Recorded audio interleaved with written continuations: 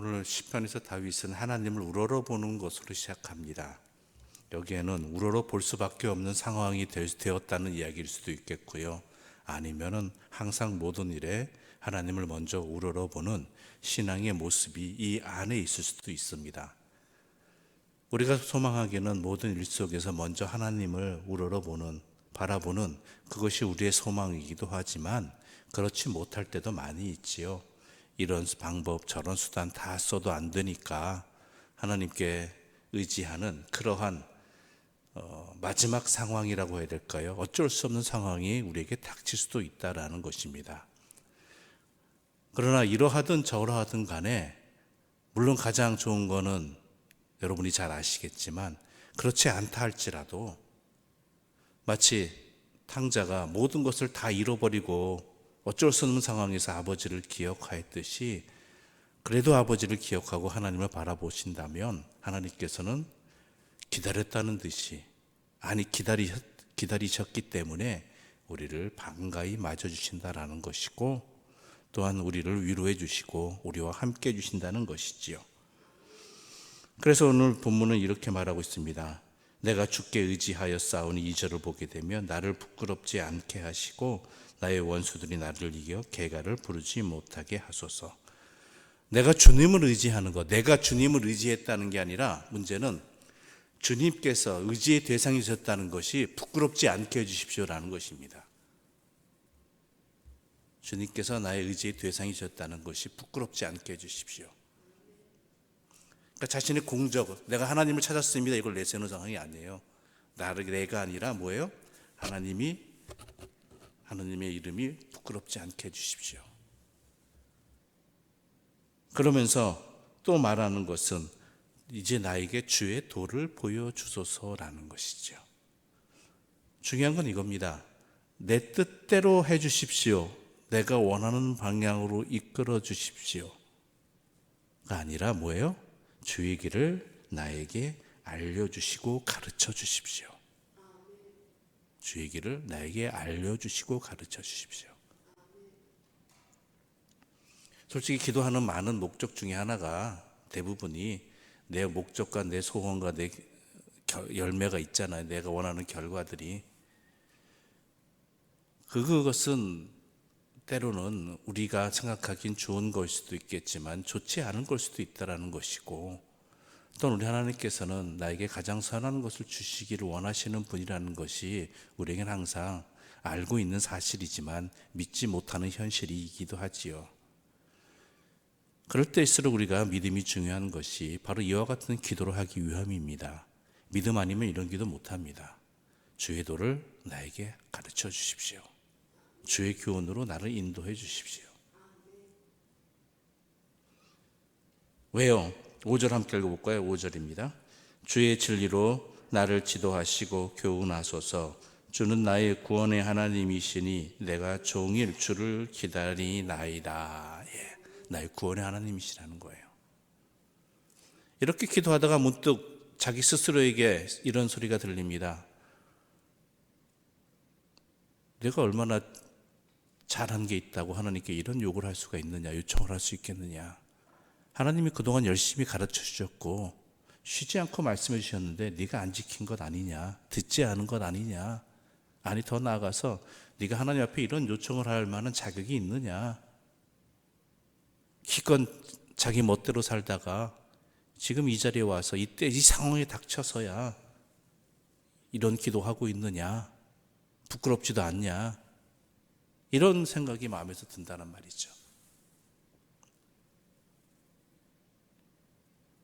맨날 자기 멋대로 살다가 힘들 때만 찾아오느냐, 그런 생각도 들죠. 그것은 또한 우리에게 하나님을 찾지 못하게 하는 사탄의 유혹일 수도 있습니다.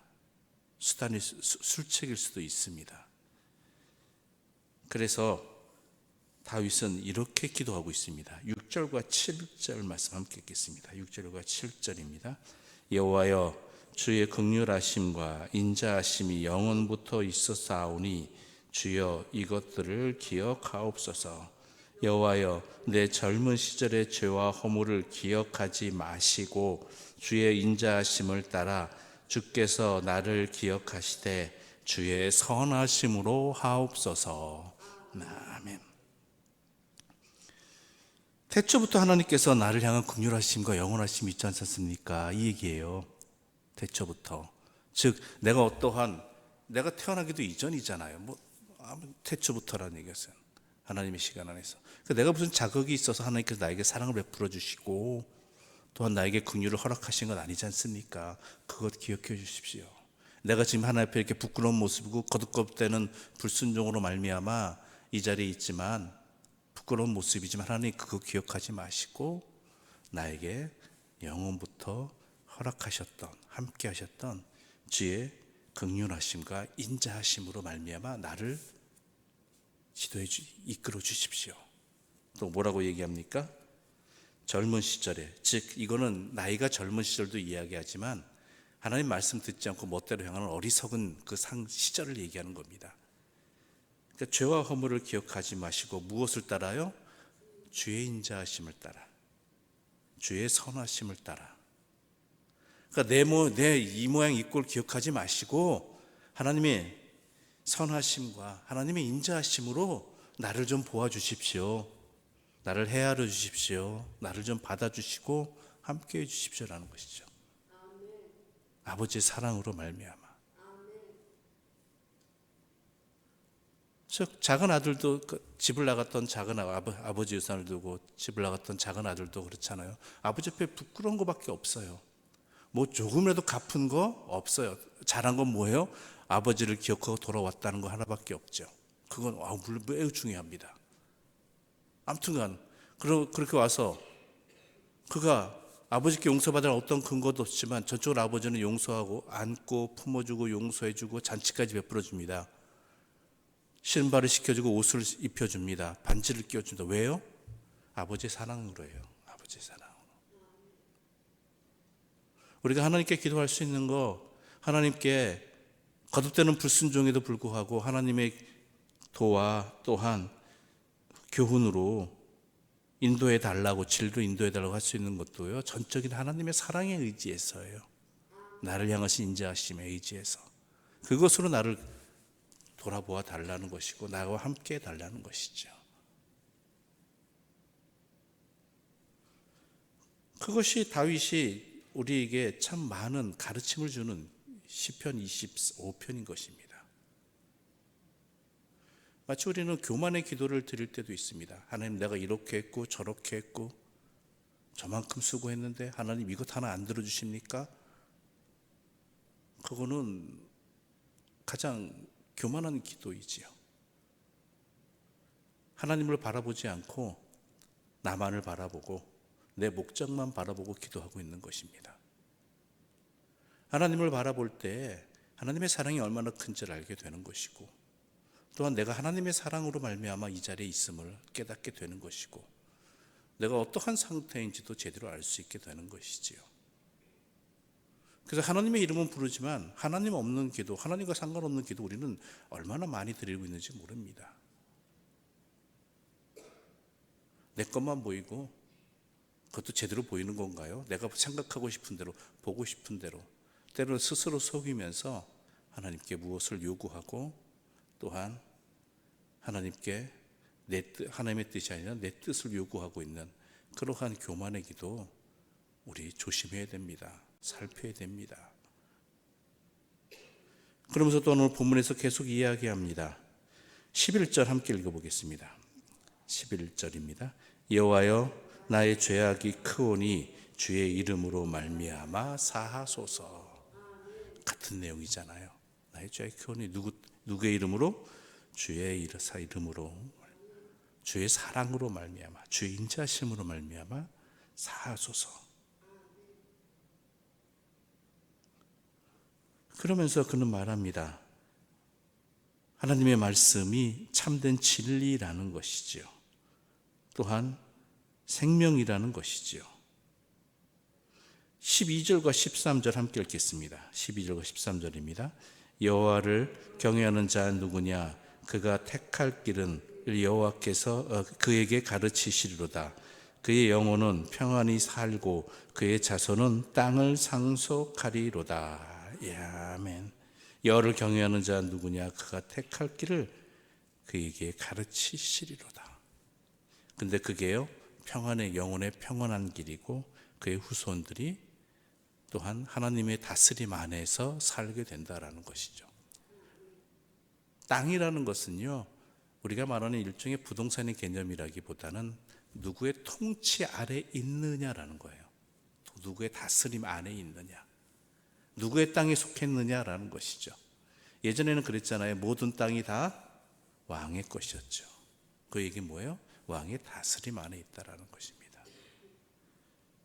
그래서 그의 자손도 땅을 상속하는 것은 하나님의 다스림 안에 있는 것이 계속되어진다라는 것이죠. 누구를 통해 누구에게? 여호와를 경외하여 그 길을 따르는 자의 후손에게도. 이것은 내가 아버지가 부모가 이러한 믿음 가운데 살았으니까 자녀들이 복을 받는다, 그 개념이 아닙니다. 그 개념도 있겠지만 더 정확한 건요, 그러한 부모의 모습을 자란 자녀들은 어떻게 돼요? 당연히 그 길에 영향을 받게 된다는 것이죠. 그 길에 있게 된다는 것이죠.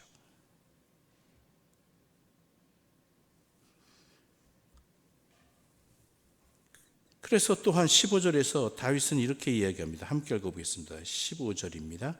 내 눈이 항상 여호와를 바라보면 내 발을 그물에서 벗어나게 하실 것이미로다. 스스로 풀지 못하는 그물입니다. 이걸 다른 표현을 하면 덫이 될 수도 있겠죠. 그물에 걸린 어떠한 대상이나 덫에 걸린 어떠한 대상이 스스로 그것을 해결할 수 있는 힘은 없습니다. 그때 어떻게 해요? 나를 도와줄 일을 의지하게 되고 바라보게 된다는 것이죠. 근데 누구를 바라봐요? 여호와를 바라본다라는. 그러니까 여호와를 바라본다라는 게요, 얼마나 큰 은혜인지 모릅니다. 얼마나 확실한 지혜인지 모릅니다. 그러면서 다시 한번 그는 이야기하면, 솔직히 이 부분이 자기가 하고 싶은 이야기인 것 같아요. 16절부터 20절까지 함께 읽어보겠습니다. 16절부터 20절입니다. 주여, 나는 외롭고 괴로우니 내게 돌이키사 나에게 은혜를 베푸소서. 내 마음에 근심이 많사오니 나를 고난에서 끌어내소서. 나의 곤고와 환난을 보시고 내 모든 죄를 사하소서.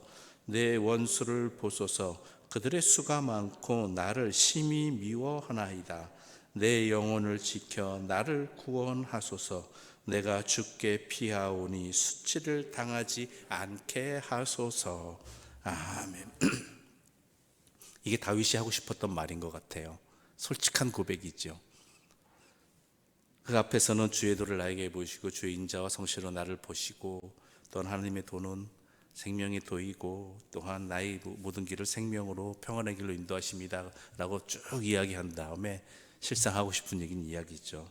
내가 힘듭니다. 내가 근심이 많습니다. 왜요? 사방이 내 원수입니다.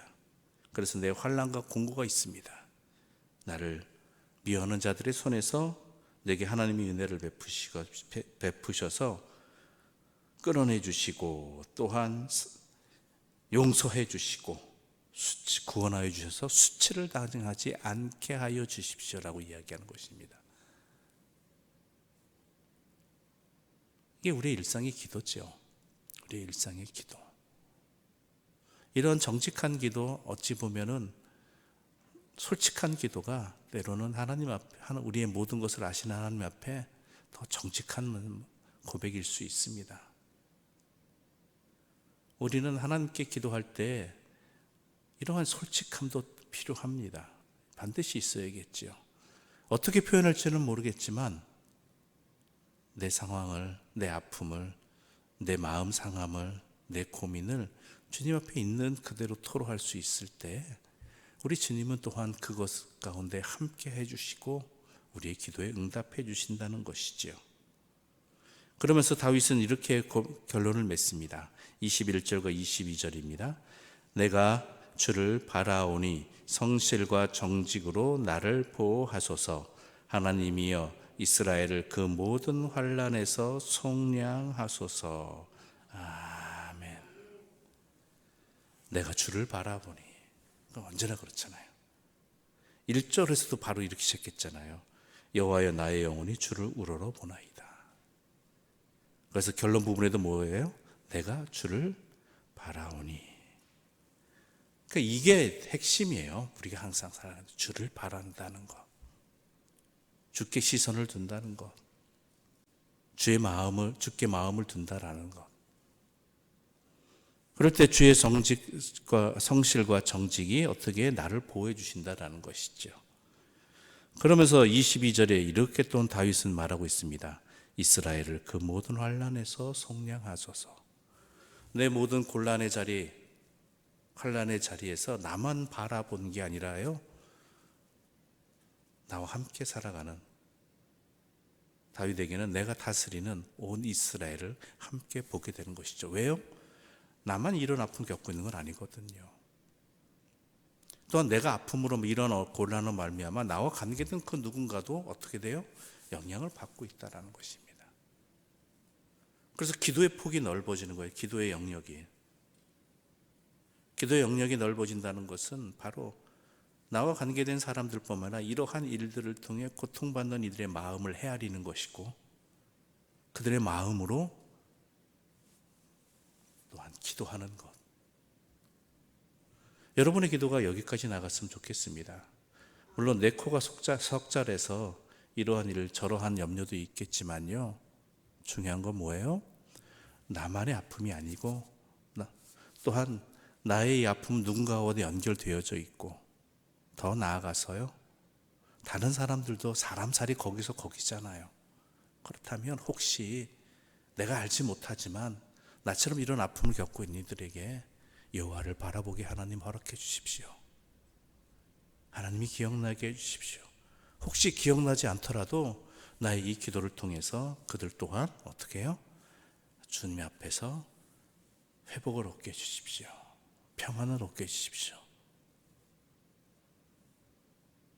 그러한 기도가 우리 믿는 사람의 기도가 아니겠습니까? 그런 기도가 하나님께서 우리에게 세상을 향한 하나님의 복의 통로로 삼아주신 그 이유 아니겠습니까? 그 사명을 분명히 기억하시고, 내 숟가락 있는 김에, 내 밥상 차린 김에 숟가락 하나 더 얹을 수 있는, 그래야 나그네를 위해 기도할 수 있는 복된 자들의 기도 되시기를 간절히 소망합니다. 기도드리겠습니다.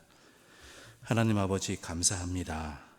오늘 이 시간 다윗의 하나님의 자비에 의지하여서, 또한 하나님의 은혜에 의지하여 기도하는 이 기도를 우리의 기도로 드리게 해주시니 감사합니다.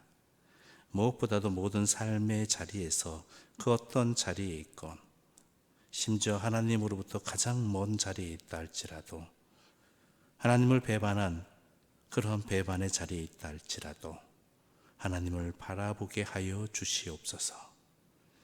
하나님의 자비와 인자하심과 그 사랑하심을 깨닫게 해주시고, 그것으로 말미암아 기도하는 자들 되게 해주시고, 그로 말미암아 주님께 자신의 모든 것들을 토로할 수 있는 은혜를 누리게 하여 주시옵소서. 더 바라옵기는 이것을 통해서 우리가 주 안에서 평안을 받고, 또한 주의 선으로 인도하시는 그 말씀을 깨닫게 되고, 그리하여 참된 해답을 얻는 것처럼